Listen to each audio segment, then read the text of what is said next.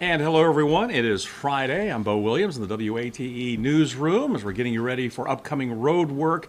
As always, I want to make sure you know what's coming up. So as you're planning wherever you're going from one side of town to the other, need to run some errands, trying to get to work, you know where the construction or some of the big delays are going to be. And that's why we do this every Friday as we head into the weekend to show you what's happening on Saturday and Sunday as well as next week. So let's jump right into it, get everybody up to date on exactly what is going on. And first and foremost, this is what's happening right now. This is in Sevier County for you.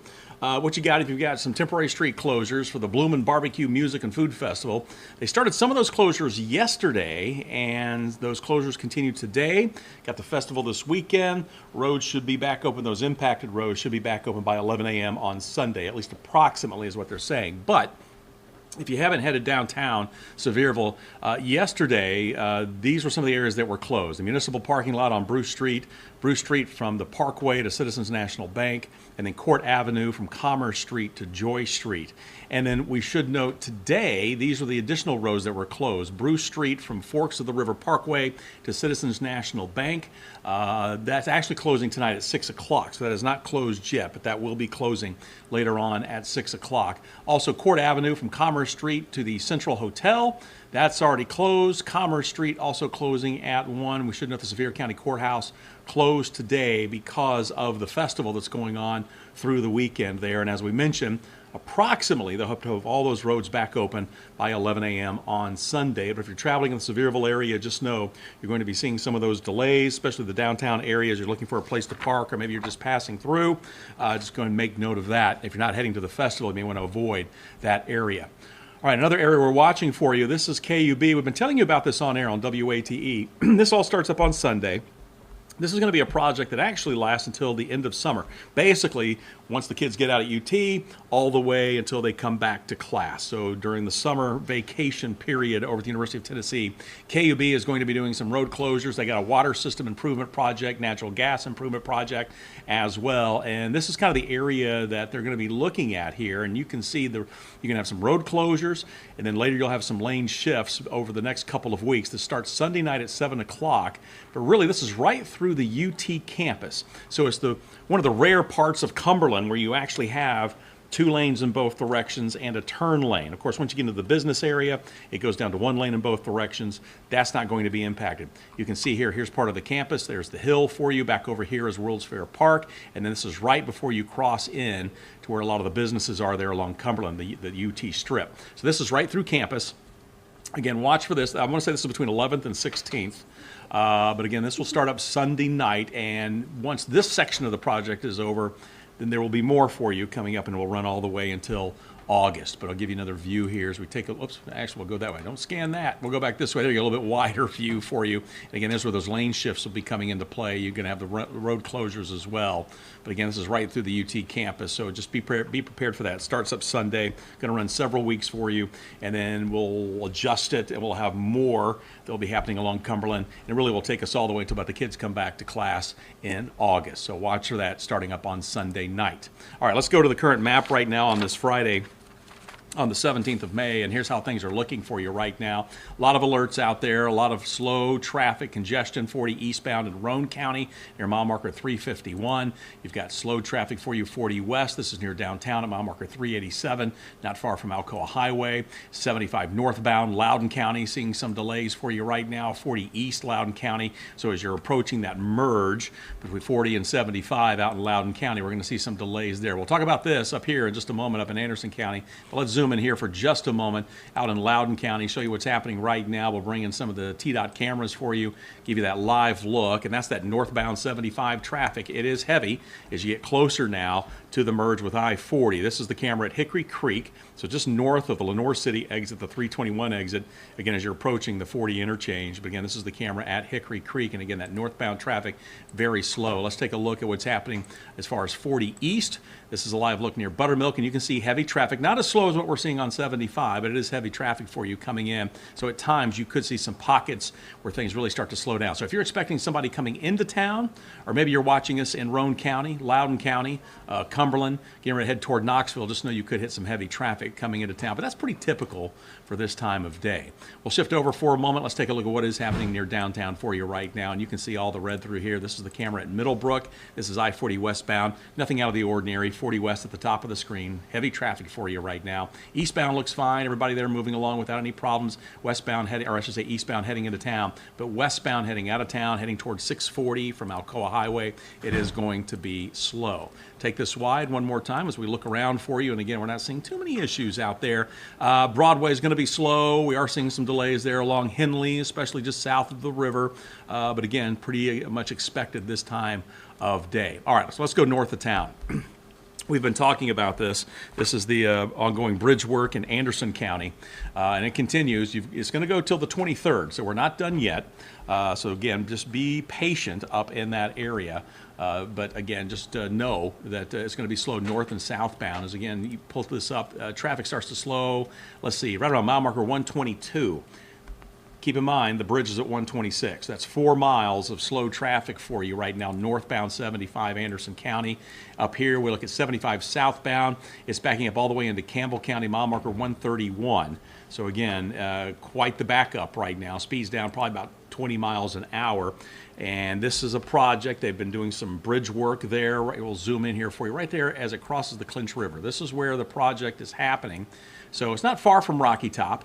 But again, north of Clinton, really between Clinton and we'll say the Anderson-Campbell County line. But that's mile marker 126. But when you see all that red and it extends for quite a ways, we're talking several miles both directions, just know it's going to be slow. And that's going to continue through the weekend. As I mentioned, it goes till the 23rd. So if you've got, if you're doing some traveling, if you're heading up toward Jellicoe, or if you're watching us in the northern counties, coming back toward Knoxville, if you're using 75, just know it's going to be very, very slow. If you live up in that area, you know some of the side roads, the back roads, where you can avoid some of this, get around it, and then get back on the interstate. But again, right there at mile marker 126 of the Clinch River, that work is going to be continuing. So again, just make note. We'll kind of go a little bit wider here for a moment, give you an idea of just how big these backups are, both north and southbound. But we'll continue to watch that and keep you up to date. All right, some other areas we're watching for you. A lot of you have been emailing us about I-640 and the ongoing construction work that really kind of appears to come to a halt. This is a live look for you right now. Still got the barrels out there, still down to 2 lanes. This is really the northeast end of 640. Remember, they did the west end a while ago. The east end now, sections of it have been resurfaced, but nothing has been lined. Traffic right now moving along fine through there. This is a live look. This is 640 at Washington Pike. A lot of you have also emailed us about potholes in that area as well. So we're taking a look into that, trying to get you some answers. TDOT, they send out an update if you go online, but the latest update we have goes back to March. So we have not had anything really in a couple months as far as where things stand right now with this project. I know it is slated to be completed in August of this year. So we'll kind of have to see how this plays out, but we're going to be looking into that for you. So keep it tuned here. We'll try to get some more answers for you. But right now, we're not seeing any delays there along 640 in that construction zone, just to the north and east of town. All right, other spots we're watching for you right now. Let's see. We're going to move forward here to this intersection, and this is I-40 and I-140. They've been doing some work. They've been doing some resurfacing near the interchange just north of the airport, so I-140 Alcoa Highway. This is a Knox County I-40 ramp to I-140 coming up on, and then also the I-140 ramp to I-40 West. So you're looking right in here, the big loop as you get on 40 West heading out toward Lovell Road. All right, so here's what's happening. Beginning on Monday, and these are going to run, let's see, both of these will run through Thursday. TDOT's going to be working on the 40 ramp to I-140. Okay, so the 40 ramps to I-140, and then the I-140 ramp to I-40 West. So again, this is the one here that kind of loops around. But again, watch out for ramp closures, detours. The good news is this road work will be overnight hours, so it's 8 p.m. to 6 a.m. So if you're traveling later at night, running some errands, if you need to be somewhere, or maybe you're getting up early in the morning, just know those ramps could be issues. Now, again, weather will come into play here as well, and we are expecting rain So again, these projects may be put on hold. We'll have to wait and see.